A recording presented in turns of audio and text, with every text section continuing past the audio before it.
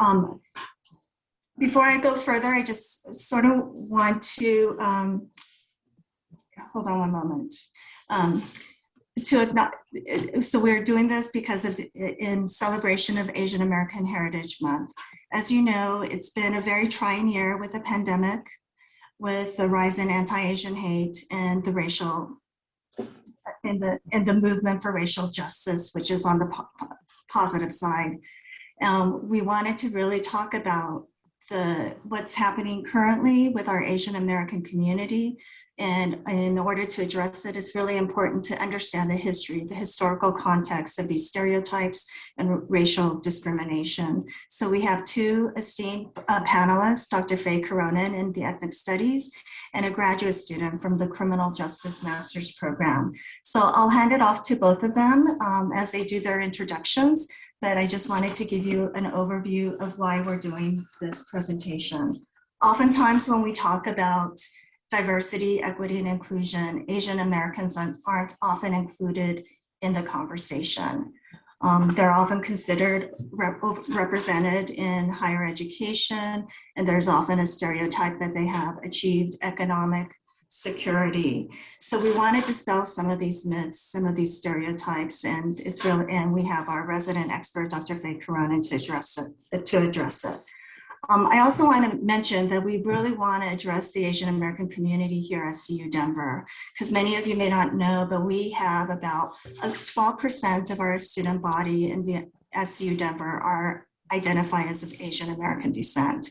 And the institution is moving to apply for the ANAPISI designation, which is a federal grant that it will be awarded to schools that have at least 10% of their student body that are of Asian descent and who are Asian serving. And so we really want to raise a conversation about how can our university be an ANAPISI serving institution? What are things that we can do? And one of the first steps, I think, is to really understand the importance of Asian American history.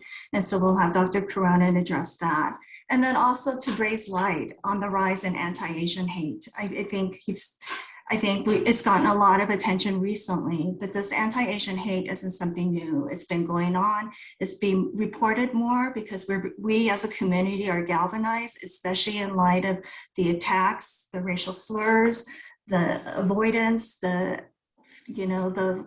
physical assaults on the Asian American community. So we really appreciate you joining us today on the end of the month, as we launch this discussion on how Asian American stereotypes perpetuate violence. So I'll hand it off to Faye, if you would, and she'll do her introduction of the various roles that she has on our campus and the important role that she plays. Hi, everyone. I'm going to start sharing my screen as well. Thank you for coming today. I'm Faye Caronan. I am the director of the Ethnic Studies program. I'm the Chancellor's Faculty Fellow for this year. And for those who are interested in being the Faculty Fellow for next year, I believe that application will be coming out shortly. And I'd be happy to answer any questions about that.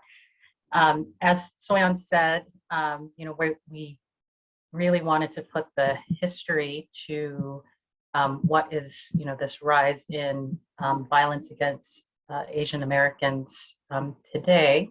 And I'm going to try to give a very brief overview of Asian migration, how Asians in the US have historically been racialized, and the connection of those to anti-Asian violence in the United States. These are recent, this is recent data released by the API Stop Hate group that began to record the instances of anti-Asian hate beginning in March 2020, and this is what they found in their data through that they collected through February 2021. There was altogether a 149% increase in anti-Asian hate crimes, during this pandemic. And if you think about it, a lot of us have just been stuck at home. So putting that in the context of people are staying more at home, and yet you have this, really significant amount of increase in anti-Asian hate crimes, that it's, how much more would it be if we actually had kind of the regular movement of people as opposed to what we've experienced during the pandemic. You'll see that the self-reported ethnicities, it isn't just East Asians, but Asian Americans across the board have reported, these anti-Asian hate incidents, and that women are 2.3 times more likely than men to report incidents or have felt incidents. So I wanted to go back to what the history, in order to understand what's going on today, we really have to understand a longer history of Asian Americans in the United States. And this is very abbreviated. Asian Americans, Asians began to migrate to the United States in the late 1800s. And, we often think about migration or immigration to the US from the point of when the immigrant arrives in the United States. But then we really lose the context of, what is driving these individuals to come to the US in the first place. And so in my courses, I often start with, in 1854 in China, there's the Treaty of Wangsha between the United States and China, and that opens up trade between the United States and China. And shortly thereafter, you'll see in 1860, you begin to have the recruitment of Chinese laborers. So between 1860 and 1880, you have this big first wave of Chinese laborers immigrating into the United States, which very promptly leads to a backlash against these Chinese laborers in the US. There was a white working class movement against these Chinese laborers. They felt that these Chinese laborers were taking jobs from them, undercutting their wages. And this leads to the 1882 Chinese Exclusion Act. Shortly after the Chinese Exclusion Act, what you'll find is that in Hawaii, there begins to be recruitment of Japanese laborers to Hawaii. Now, Hawaii is not part of the United States at this point, but the folks who are recruiting Japanese laborers are American plantation owners in Hawaii. So they begin to recruit from Japan, and what allows for them to recruit from Japan was the Paris Treaty in 1858 that opened up trade between the US and Japan, which comes after Commodore Perry, US Commodore Perry goes to Japan and, blows, basically threatens to either take over Japan if they don't open up to trade. So the Chinese Exclusion Act at first was only supposed to be for 10 years, but it was renewed in 1892, made permanent in 1902. I have in the timeline here, the Hawaii's Organic Act, which basically incorporates Hawaii into the United States. There's a whole history about that I'm not covering there. But the reason why I point that out here is because this then applies the Chinese Exclusion Act to Hawaii.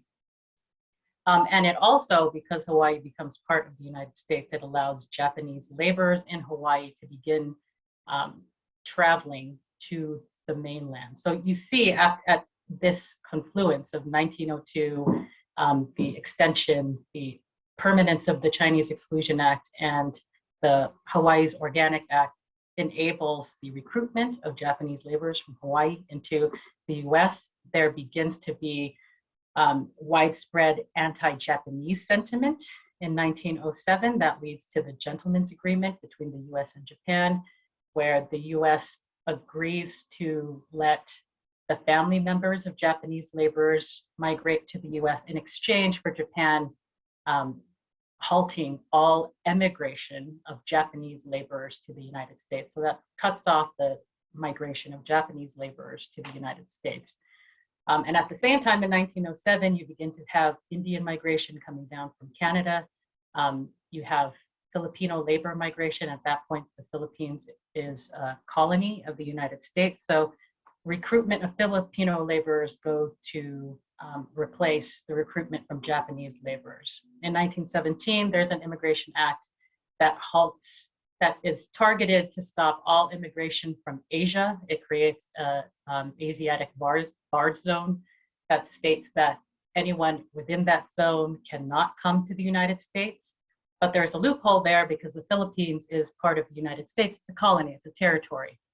And so Filipinos could still come in. And so after 1917, there is a anti-Filipino sentiment that by 1934 leads to the Tidings-McDuffie Act, also known as the Philippine Independence Act. This makes the Philippines a commonwealth and then subjects the Philippines to be part of that Asiatic barred zone and prevents migration from the Philippines. I will note that after this, the Bracero program then begins labor migration from Mexico. So you have these stops of migration and then finding a source of cheap labor elsewhere.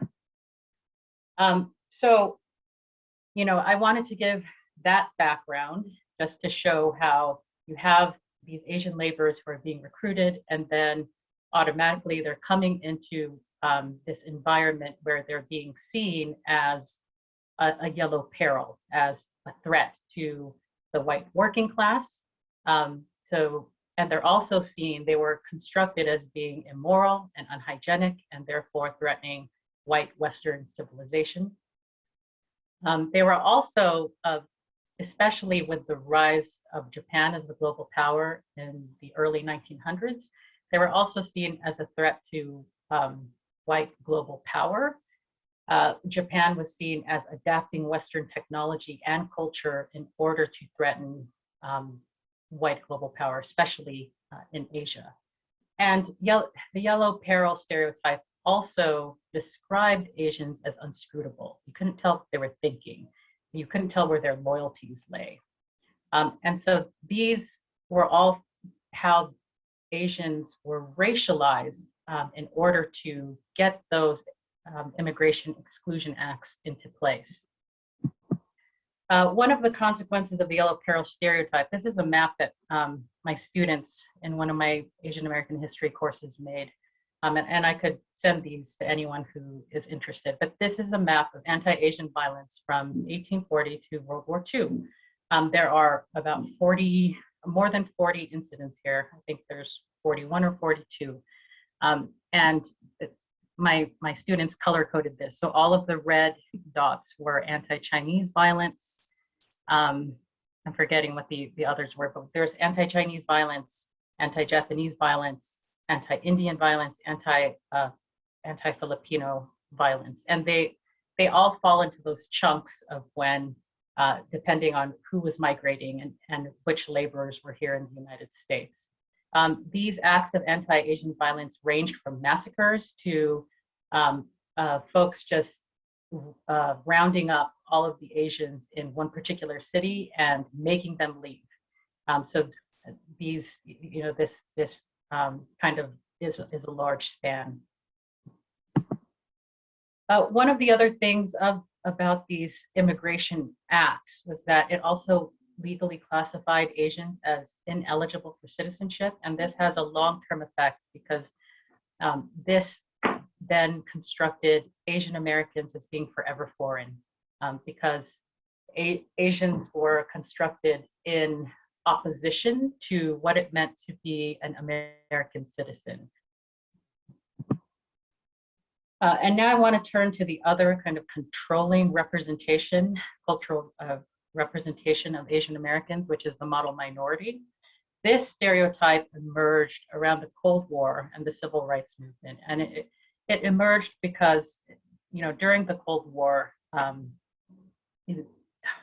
Russia lodged these, basically said that the United States was racist. And so this was one of the ways that the US responded, saying, actually, we're not racist. Look, we have these successful Japanese Americans who were able to become successful despite the fact that we had interned them. So Asian Americans begin to be held up as these examples of the US not being racist. when the model minority stereotype really gains traction is during the civil rights movement, because the Asian Americans are presented as evidence that laws did not need to change in order to take into account histories of racism, that racial minorities could be successful if they just worked hard. There were no barriers to their success. So the model minority traits of this representation is that they're hardworking, self-reliant, silent, they don't complain, and that they're fully assimilated and yet retain important Asian cultural values that help them to become successful. And I want to point out here, because a lot of people have kind of expressed bafflement as to why, well, you have this, how could you have this violence against this model minority? How did this basically turn on a dime? And the reason why it's very easy to switch from Asian Americans as a model minority to being Asian Americans of the Yellow Perils, they're actually the same thing, just interpreted differently. So I think I switched these around here, that first one at least. You know, the Yellow Peril is supposed to be inscrutable. The model minority is supposed to be silent. You can't really, tell what they're thinking.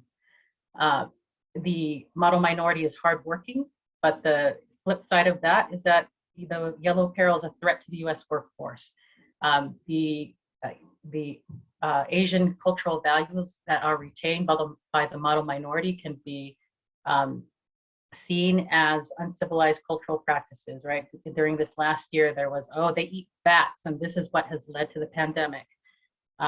And then finally, the model minority is supposed to be fully assimilated, but on the flip side, the Yellow Peril uses, Western technology and Western culture in order to threaten US global power. So that's really just the way in which you interpret these characteristics. They're actually the same thing.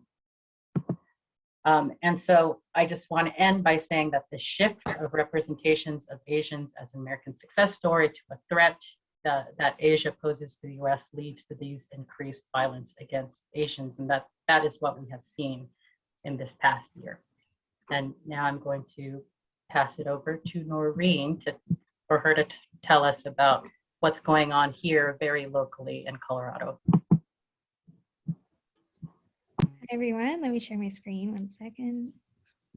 Naureen, please introduce yourself. I really want to spotlight Naureen. She's really a prominent member of the API community in Denver. She works at APDC and is also a graduate student here, but I heard her at the Stop API rally at the Capitol, and her story and what she shared in her speech was so compelling, and I just wanted to invite her to have a platform on CU Denver to share, your personal story and also the capstone research she's doing in criminal justice. So. Thank you. Yes. So hi, everyone. My name is Naureen Singh. As Soyon has mentioned, I'm a current graduate student here, currently in my last semester. So really excited to graduate in a few weeks. I'm also a community organizer at the Asian Pacific Development Center, which is a local immigrant and refugee center in Aurora, Colorado. And then the policy director for Colorado Sikhs, which we engage in a lot of Sikh education and awareness trainings, especially in the interfaith public space here in the Colorado. So today I kind of wanted to expand on what was discussed earlier and kind of relate it to personal experiences here growing up in the state, but really in the context of 9/11 and what it has led for South Asians, Sikhs, and Muslims, as well as West Asians here locally. So just a little bit, that's me and my dad on the corner. My dad was serving in the United States Army at the time of 9/11. He was stationed in Korea. Whereas I was studying here in Colorado Springs and going to elementary school. And I remember on 9/11, I went to school like any day, and we had a flag ceremony outside, and it was super somber. And I really couldn't put my hand on why there was such a fear around everyone's faces. When I came home, my mom was plastered to the TV. And so she was seeing the images of the Twin Towers falling down over and over again, and frantically trying to call my brother, who was studying at Boston at the time, and she didn't know where he was. Luckily, he was okay, but what I do remember from that day is that shortly after, at night, my brother was traveling home on his metro or subway, and he was being chased by a group of men telling him that he had to pay for what happened on 9/11. And that memory really was seared into every existence of me. Because here I was thinking that my family is super American. Here is my dad serving in the United States military, and yet we weren't American enough. And that was something troubling for me to learn as a first grader about what does race even look like, and what does it mean to make somebody the other? And those were tough conversations I had to have at a really early age. What I thought would be just an isolated incident with my brother, it turned out to be a lot more real than that. There's this really excellent documentary I recommend. It was this woman who was studying at Stanford at the time, and she noticed that there was a rise of hate crimes across the country, and it was not making it to the evening news. So she left Stanford, grabbed her camera, and went across the country to film what was happening on the streets of the United States. And there's this quote that stuck with me from her film. What happened after 9/11 was a new racial category, Muslim terrorist, was formed in the United States. Who is in that category? There are Muslims, brown Muslims, South Asian Hindus, Christian Arabs, Sikhs with turbans, white Sikhs, brown Latino men. The category is huge. Essentially, after 9/11, everyone who looked like the enemy became a target for violence, vitriol, and hate. Here in Colorado, these are just a couple of the incidents that were 4 days following 9/11 that took place right here in Colorado. And you could see that it ranged from, geographical location, who was the victim, the day it took place, where it took place. And just keep in mind, this is only 4 days after 9/11. And some of these even took place on 9/11 itself.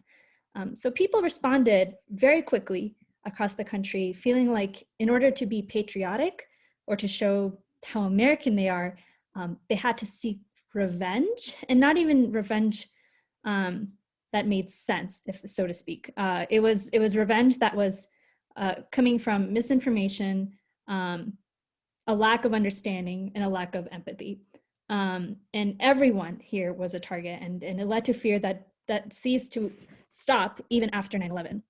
So here's a graph of what attacks look like. And when I say, and I want to say on a caveat with this, is that this graph isn't really entirely accurate at all. Two things. One, prior to 2013 or 2014, the FBI was not tracking hate crimes against Sikhs. They had their own other category, but that means that all the data that was going into that category was being clumped together. So it was really difficult to get a good understanding of what was taking place. But you could see in 2001, hate crime spiked. And it really didn't stop. If anything, it continued to grow even up until 2015. And numbers from more recent data of this have shown that these have continued well into the pandemic as well. Just last year, a Lakewood Sikh owner in Lakewood, Colorado was run over by a truck with a man screaming anti-immigrant sentiments, anti-Asian sentiments, and anti-Muslim sentiments. And it was just recently charged as a hate crime after a lot of work that the community had to do. So I wanted to share this report. So as someone who grew up in the Sikh community, it became very easy to see early on that the word or the image of a turban became associated with terrorist.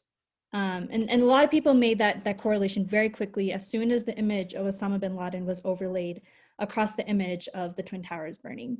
And these were some of the findings that they found in the study. I just wanted to share these just to show kind of what research has gone to show in terms of what perpetuates fear. And a lot of this existed with the way the media was talking about turbans and the way that media was presenting communities who wore turbans, or even those who didn't wear turbans for that matter, and how that perpetuated a lot of the hate that continued to exist. And there's this one quote that I found really interesting. Whether they're holding a steel coffee mug or gun, people are just more likely to shoot at someone who is wearing a turban. Just putting on this piece of behavior or piece of clothing changes people's behavior. So in terms of hate crimes during pandemics, in my capstone research, this is something I found particularly interesting. because this isn't anything new. What we've seen during COVID-19, in fact, it's been existing for a very long time. During 2003, the SARS outbreak, anti-Asian hate spiked. That included boycotting of Asian businesses, shunning of Asians in public, increased reports of public anxiety. And this also led to Asian Americans feeling like they couldn't seek help because they felt that if they went and sought help from a doctor, they would be showing to their community that they were they possibly may have SARS. And that was scary. And therefore, that also led to the potential spread of the outbreak as well. And it didn't stop there. In 2009, during the H1N1 virus, anti-Mexican hate spiked. There was boycotting of Mexican businesses. There was shunning of Mexicans in public. There was increased anti-immigrant sentiment in the USA. And there was also a heavy period of misinformation. A lot of media outlets believed and were spreading the information that undocumented communities were bringing the virus into the country. During the 2013 Ebola virus, this was something we saw again. The media portrayed this as a Black disease, and this led to a lot of increased bullying across communities and states, bullying of African youth, as well as misinformation that once again the disease was attributed to a race. So I know this was kind of discussed earlier, so I'm not going to spend too much time on this, but COVID-19, we saw very similar things: boycotting of Asian businesses, attacks against elders and women. And one thing also to mention about this is that there's a lot of, as was mentioned earlier about the model minority myth, is that myth can really lead to really harmful ramifications within the Asian community when it comes to accessing help. Because Asian Americans are less likely to access help, especially for fear to access healthcare, leading to the spread of disease potentially because they're afraid of that. And after previous pandemics, there's been a lot of reports of lingering mental health issues, including depression, PTSD, and anxiety. So it does impact, everyone in many different ways. One thing I found interesting is when I was doing my capstone research is specifically looking at rhetoric that was used and how that kind of went into spaces online. So during, social media, as it's continued to grow and algorithms have continued to show users what they want to see, not necessarily what they need to see, this kind of rhetoric made its way in a lot of spaces. During the pandemic, there was on Twitter a 650% increase in biased language, 800% increase in conservative media outlets. A lot of times mentioning really problematic rhetoric that was used in media and by politicians. And this led to misinformation that was perpetuated by algorithms and contributed to confirmation bias. Now, in terms of my findings here, I realized that while there was a lot of national data, that was good data, of course, I wanted to kind of look at what was being felt on the ground locally. That was important for me because our AAPI community here is very diverse, and I felt like there needed to be additional research showing a light on that. And so this is where I engaged in my Capstone 2021 research, which really looked at victimization and feelings of safety in Colorado. It was distributed to 150 Asian Americans, Native Hawaiians, and Pacific Islanders in the state through the Asian Avenue magazine of Colorado. 83 participated. While most were East Asian, there was quite a few that identified as different other ethnicities across Asia. There was about a 50-50 gender makeup, and the largest age bracket was 25-year-olds to 34 years of age. What I found was very similar to national trends. The three most common ways that people felt victimized here was avoidance in public, online misconduct, and verbal harassment. Usually in these encounters, COVID-19 was referenced either by name or the pandemic or some other term related to that, but only 12% were ever reported to law enforcement. East Asians reported higher rates of incidents. That being said, every single ethnicity that was part of the survey all reported some sort of incident to have taken place during the pandemic. So regardless of their ethnicity, everyone felt at least something during the year. And I also measured feelings of safety, and these measures like within their community, outside their community, day, night, so on and so forth. Across every single measure, feelings of safety dropped from before the pandemic to now. The highest being using public transportation. Most people felt very unsafe using that. The second of which being traveling in public outside of their community, then traveling in public within their community. Those were the three highest.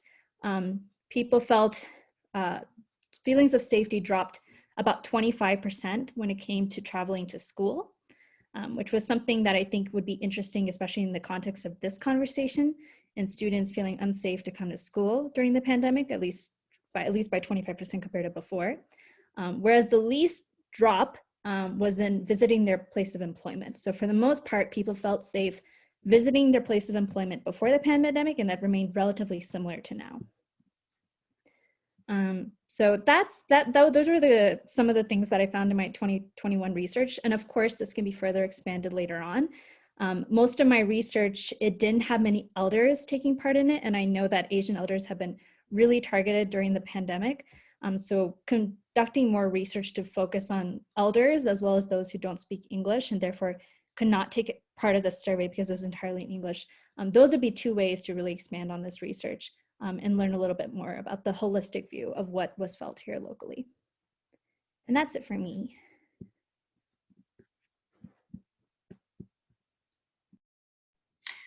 Thank you so much, both of you. I want to introduce Marjorie Levine-Clark, who spearheaded this intercultural engagement certificate. And then I'd like to share some slides and just in terms of what we could do. I think some of the recommendations that have been presented by some scholars here on our Boulder campus and by some of our faculty members here at CU Denver. So I'll give you a couple of minutes, Marjorie, while I get my slide ready to share. Sure, thanks, Soyon. And it wasn't the intercultural engagement certificate, that was your project. I'm sorry, intercultural engagement. Right, the interdisciplinary exchange, which comes out of the CLAS Council on Diversity, Equity, and Inclusion, which Soyon is also a big part of, as are many who are here. I'm Marjorie Levine-Clark, and I'm Associate Dean for Diversity, Outreach, and Initiatives in the College of Liberal Arts and Sciences. And I really want to apologize to our presenters. I totally messed up the time. I thought we were starting at 1 o'clock today, and I panicked when I got that text and email. So I really apologize to Faye and Naureen. Both of your presentations were amazing. I did want to read our land acknowledgement because Soyon said we did not start with that. So CU Denver is on the traditional territories and ancestral homelands of the Cheyenne, Arapaho, and Ute nations. Let us acknowledge the painful history of genocide and forced removal from this territory and pay our respects to the diverse indigenous peoples still connected to this land. Let us also give thanks to all tribal nations and the ancestors of this place. So thank you for acknowledging that. So I don't know, Soyon, do we have time to start a discussion, or would you like to, are you ready with your slide? Well, why don't you can do the discussion first if you like, and I could just verbally share some of the recommendations. Okay, so we have time certainly for questions and comments, follow up. So why don't you use the raise hand feature and we can start discussion. And I just do want to acknowledge, as a historian, I'm also a professor of history. I really appreciated the historical perspective, and I noted in the chat also that several comments were acknowledging that the historical perspective is really important when thinking about these issues, which I completely agree with, kind of situating all of this within that rich historical context is really important, knowing how we got here. So questions and comments.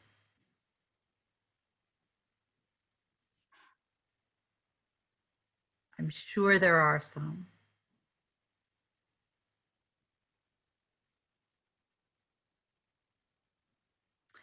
All right, well, I will start us off. So Faye, I was particularly taken with your slide that kind of talked about the transition from the yellow peril to the model minority. It's a really interesting analysis, kind of how that transition could easily happen. And I wonder maybe if you could just kind of expand on that a little bit, because that, it made me think so much about kind of other ways, you know, other situations, other groups where, you know, this kind of flexible stereotyping may occur, but it was really disturbing, you know, thinking about that.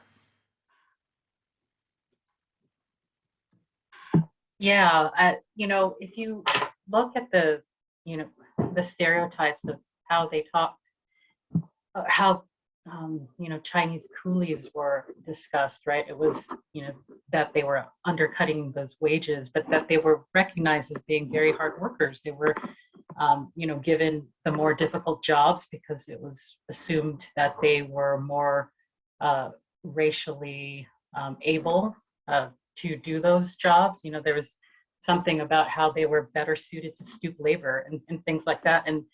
And then when you look at the model minority stereotype, you realize, well, you know, it's just praising this instead of representing it as something negative. And, you know, I think, as you said, that if you look at racial stereotypes, there's probably is this flexibility in how they're interpreted as, you know, negative in one context and then positive in another context in order to suit a particular narrative or to support a particular policy, American policy, that it's just that these stereotypes become very useful to promote certain things. Yeah, thank you. See a couple of comments in the chat that I want to follow up on. There are some courses for ethnic studies being recommended and a hot topic event with Dr. Rachel Harding that has a link in the chat, and a question: as the harmony and timid culture and facing possible bigger challenges for AAPI to stand up and speak up, what are some ways to unwrap that kind of cultural bondage? Some friends that I talk to don't even have complaints on this issue.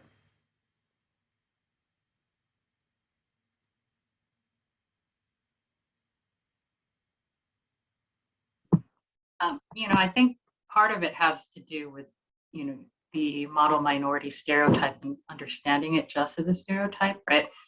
Naureen was talking about this hesitancy to for Asian Americans to speak out because they're actually, the model minority stereotype works to discipline Asian Americans into not speaking out. So it's to, you know, emphasize that the model minority is a stereotype and that trying to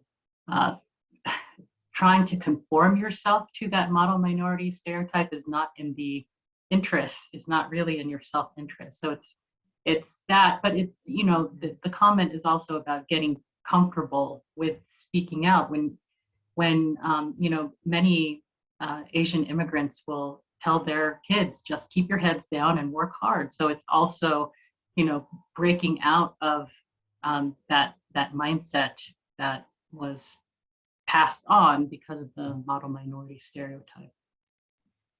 I think it's just a matter of practice. And I think we actually saw a lot of that during the pandemic, where you had, you know, Asian American youth who were crowdsourcing ways to talk to their family members. So I think that it's actually, it's coming, and that there are tools out there for people who wanted to know how to have those conversations. Yeah, I agree. And something else I wanted to add to that is if we look in our history books, a lot of this idea of like we come from timid cultures was propaganda. And that it's not necessarily rooted in anything real. I mean, if I look at, my Asian elders and, Asian communities they come from in Asia, like they're very feisty. They're very always well-spoken, outspoken, always wanting to demand more for what they believe is just and right. So kind of recognizing when we look at the history of anti-Asian sentiment and how it's been rooted and throughout history, a lot of things are propaganda. And one of the best ways to fight propaganda is to know where it comes from, and then challenge that every day in your existence. So that's one really good way that I challenge people, at least that I work with, and learning about where their history is and what's wrong and what's right. Soyon, I see you there.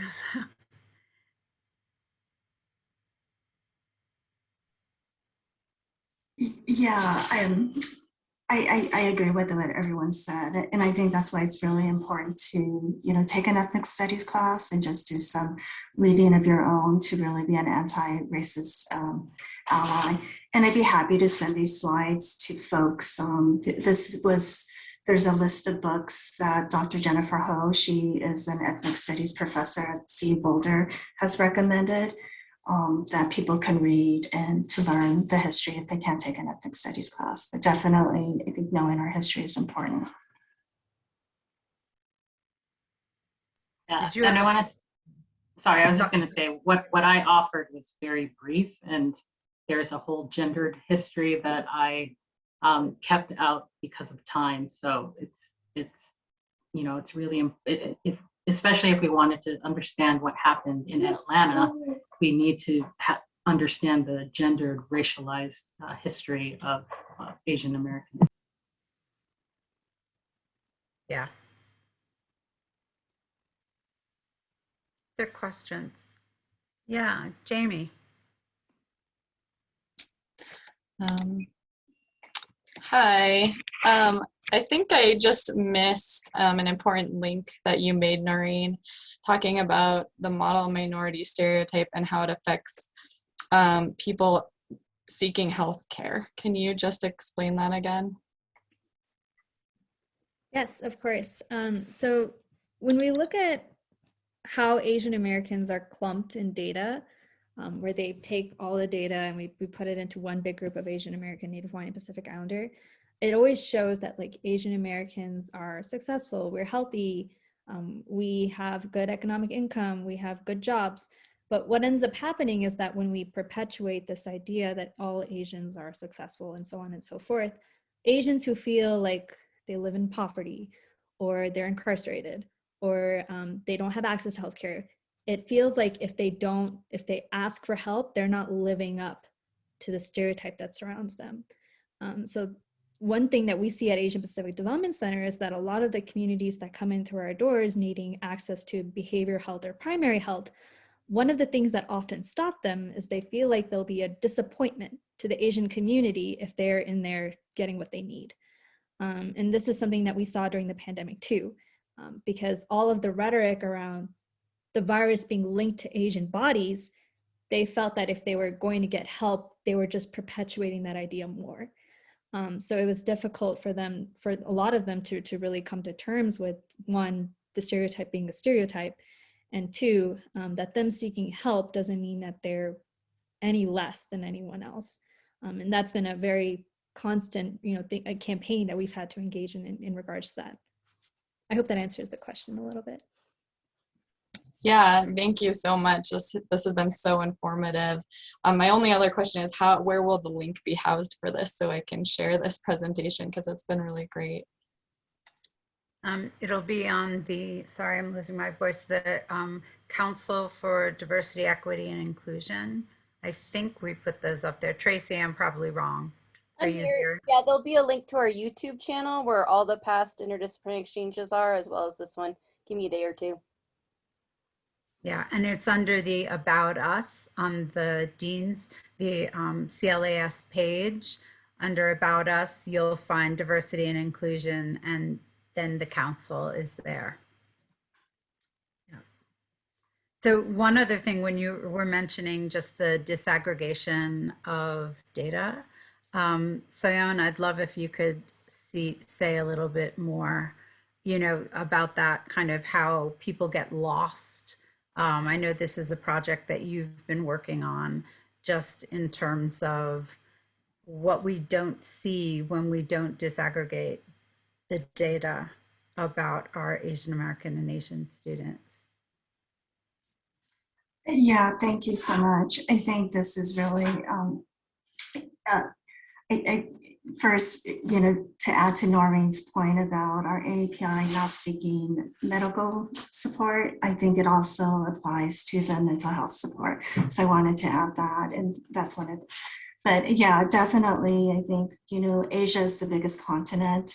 And, we're all lumped as Asian Americans, but it's so diverse in terms of our histories and immigration stories and how long we've been here. And so oftentimes when I think Asian Americans aren't included in the DEI conversation, diversity, equity, and inclusion, is because they lump us in aggregate. And sometimes when you look at the aggregate, it just portrays one collective group as being maybe more, I think statistics show that they might be achieving educational attainment at a higher rate than even some of our white counterparts.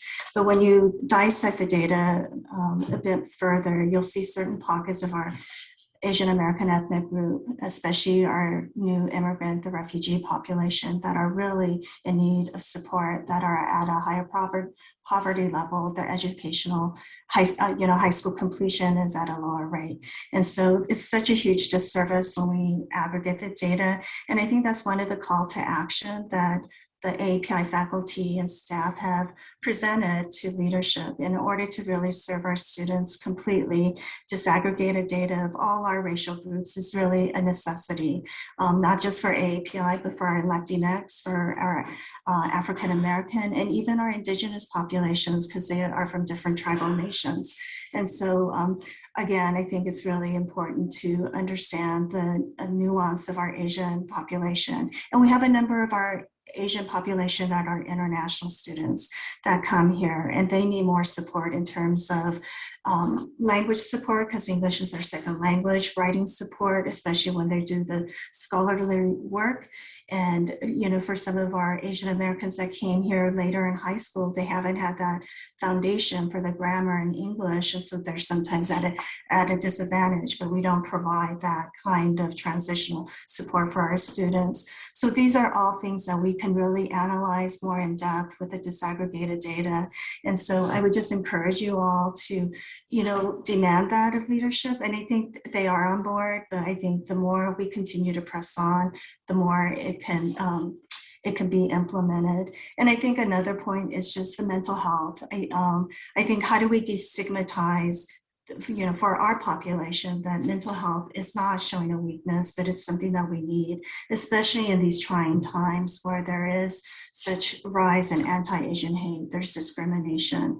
And I think for, going back to Ping's point about being timid and being, sometimes we're afraid to, call out when we see this discrimination, right? Because we're just like, work hard, put our head down and just, blow it off. But again, I think, we as a community, as an API community, we need to speak up. But I also think the bystanders, the people who aren't, if you see the injustice, speak up as well. And so one of the things that we're trying to do is encourage people to do the holler back trainings that are free. We're going to try to bring them on campus next year. The Learning Resource Center and I are working to try to provide some sessions for CU Denver community. But the Holler Back, which is a nonprofit organization, does a phenomenal job of training on what people can actually do to intervene, just distracting, just providing support for the person who's being targeted. That goes a long way. And then again, so those are just a couple, and I'd be happy to share these slides too, and they could be uploaded to the class website. Thanks, Faye.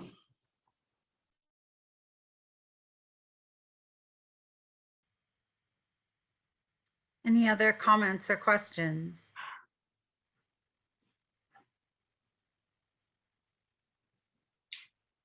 Thanks, June. June is from the NSU. She's actually in the public health doctoral program. Yeah, I'd be happy to share these slides by Dr. Jennifer Ho. Do you have these slides with you now? Yeah, I could share real quickly.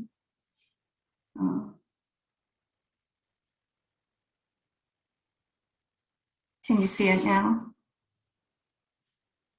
Can you see them? Yeah, can you make them full screen? Yeah.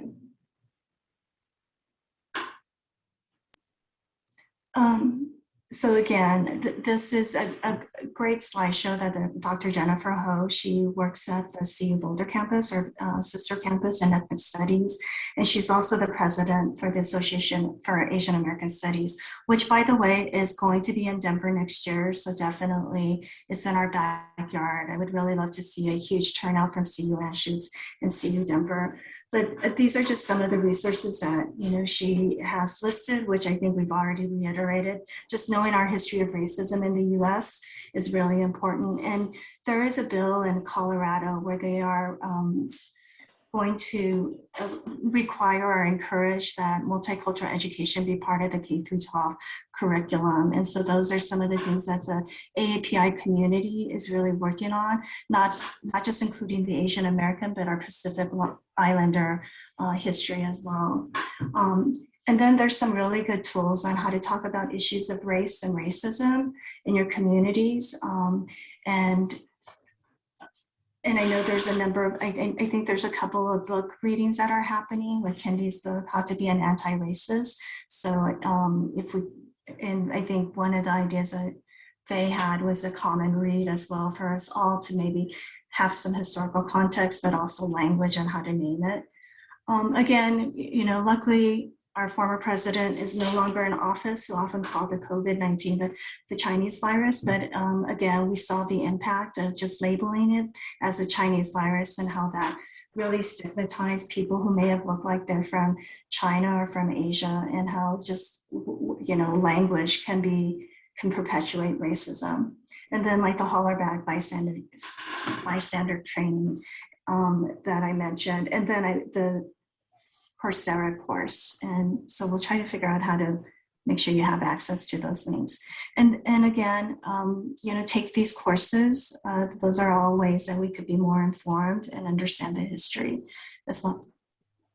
And I can again, yeah.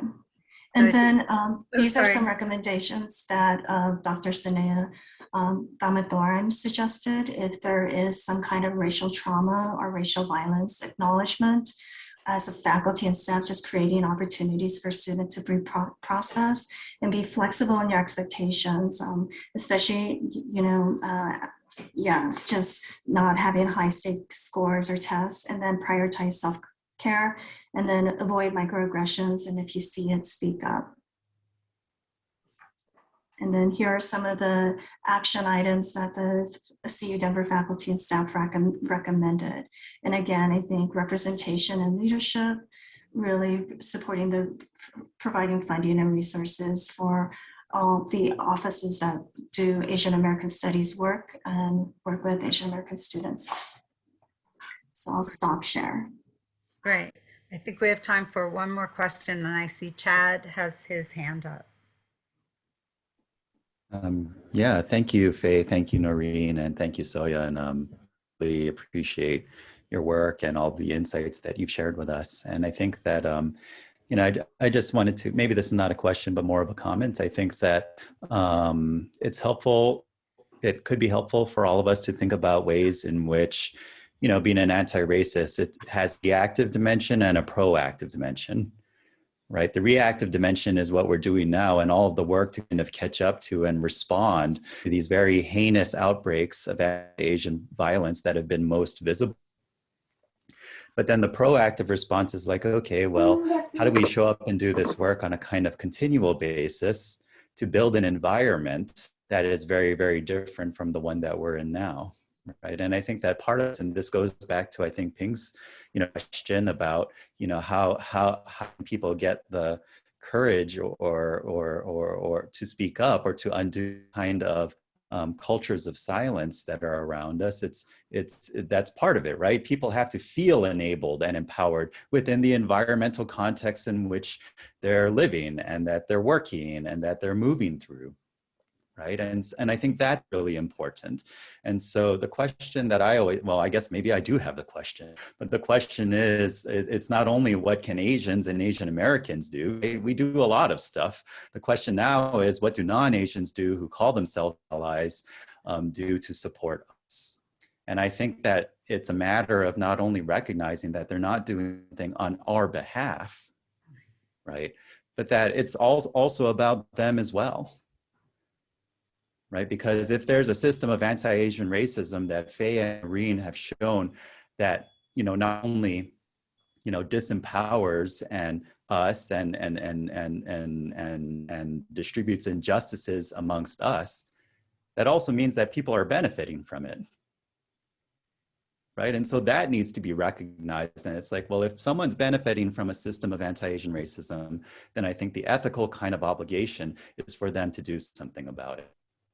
Right? That's the kind of work that I think needs to be done. And I think that, I really thank, Faye, Naureen, and Soyon, and, all of the other Asian and Asian American faculty, staff, and students who have been, really calling our attention to these issues, not only in the past month, but really over the past year.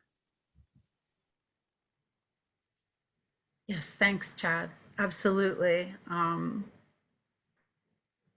Those of us who call ourselves allies and accomplices have a lot of work to do, right? Continual work. And need to listen a lot. So thank you so much for this really great interdisciplinary exchange, this really great panel, and the time that you put into creating your presentations, and the work that you're doing, Naureen, just is incredibly important on the local level, learning these details about what's happening right here. So thank you so much. Thank you, Soyon, for the resources. And I'm really glad we have this recorded, right? We can all come back to it and hear, listen again, and see these resources. This was our one and only interdisciplinary exchange this semester, but look for us again in the fall. Hopefully we'll have something in person again. But thanks to all the members of the Council on Diversity, Equity, and Inclusion. And thanks to all of you who came today for this great presentation. Enjoy spring. Thank you so much, Marjorie, goodbye, everyone. Bye. Bye. Thanks.